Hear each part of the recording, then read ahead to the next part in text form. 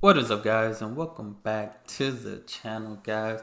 Seen an interesting video, had to check it out. We got teaching in the US versus the rest of the world. And I know I did a couple of videos that kind of relate schooling in the US versus like Sweden. I think I did British schools, or maybe Germany.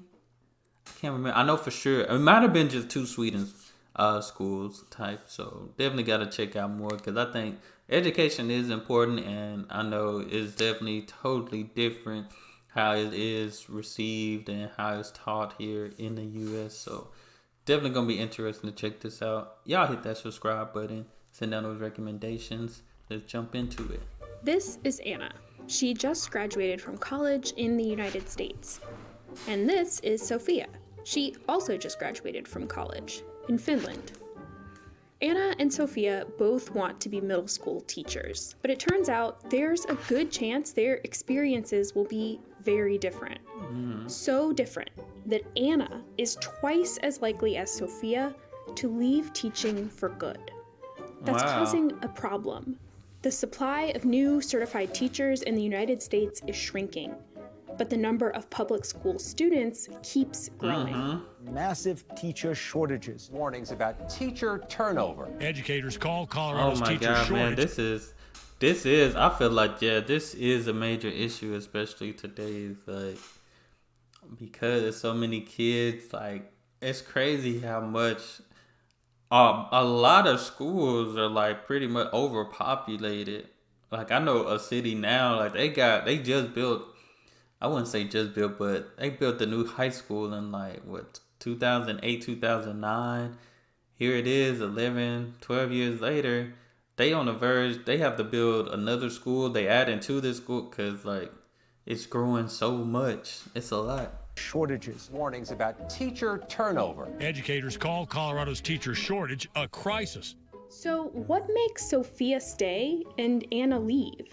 And how can the United States keep more of its teachers in the classroom?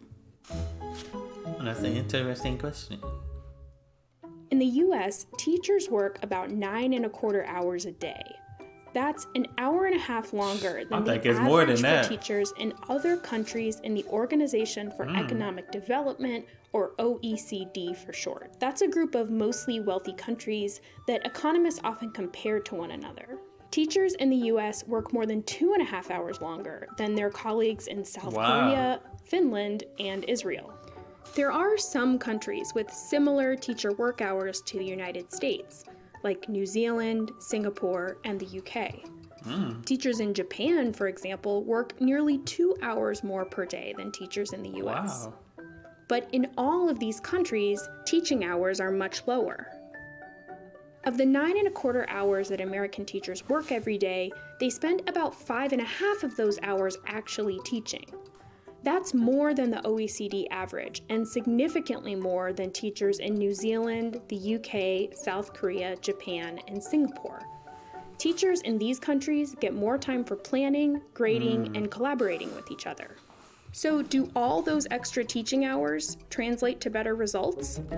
I feel like to me, that's a good thing, because I feel like being in education before and working with teachers, like especially here in the U, teachers really don't have too much time to plan.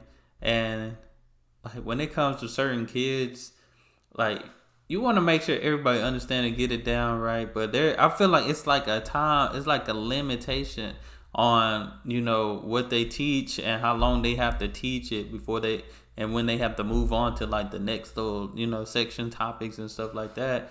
But it's like, it sucks for the kids, because some kids probably still don't get it down within that, 2-3 weeks that is being taught.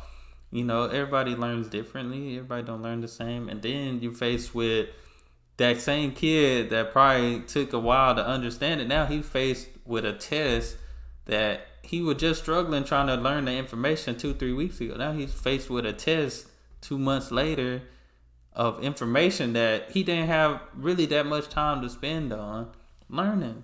Like, it sucks. So, do all those extra teaching hours translate to better results?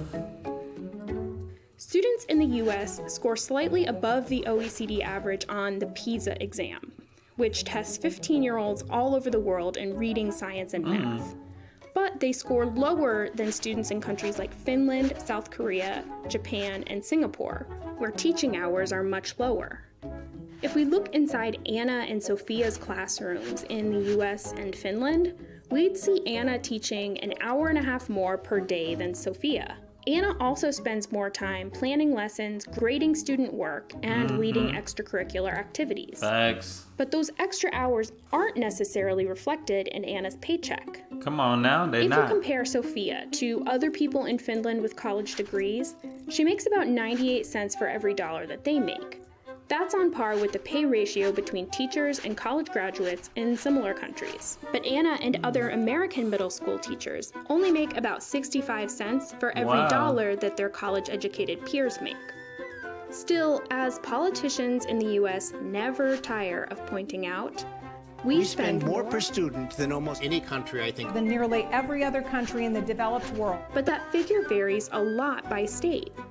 New York Okay. spends twice as much as California on each student. Mississippi spends less than half as much as Wow. Alaska. And American schools generally spend a lot more on security and other non-instructional costs than schools in other countries. Plus, if you look at the That's share not of its bad. national wealth or GDP that each country spends on education, you can see there are plenty of countries spending a bigger share than the US. Wow. There's one other difference between Anna and Sophia. When they're asked whether people in their country value teachers, 2 out of 3 Finnish teachers say yes, but just 1 in 3 American Dang. teachers agree. There are a And lot of reasons why and I can see that. I can see that being that because it's, and I worked in education. It really just depends. Do I feel like the certain school that you're at with the people around you, do they value, the people around you will value it, but I feel like when it comes higher level, it's kind of hard to see that value. It's kind of hard to see that they value you. in 3 The American higher teachers ups, agree. sometimes they don't care. There are a lot of reasons why teachers like Anna leave the classroom. But if the US wants to keep more of them around, we might want to take a few pages from Finland's book. Yeah. I need to check out Finland. I think I did check out Finland's school system. I need to find that video again because it definitely is a major topic, because teachers deserve a lot more credit, a lot more pay than what they actually get, especially here in the States. Like it's a lot. It's a lot. All the planning they have to do, all the preparation, things that they have to get, like, teaching kids in general is a lot. It is a lot. It's a tough job. So shout out to all the teachers from around the world. It's not an easy task teaching children that have different personality, different learning styles, and all those things. It's not that hard. It's not an easy task to do. So shout out to all the teachers around the world. If you're a teacher, let me know if you're a teacher. Comment below what grade you teach, and what grade, age group you teach, where you teach at, where you're from, type thing. I think it's always good that we acknowledge teacher really all year round. I know they be having teacher appreciation weeks and all that, but gotta acknowledge them all year long. But that's all I have for this video, guys. Y'all make sure y'all hit that subscribe button, send down those recommendations, and y'all be blessed, be the best, and be you. I'm out.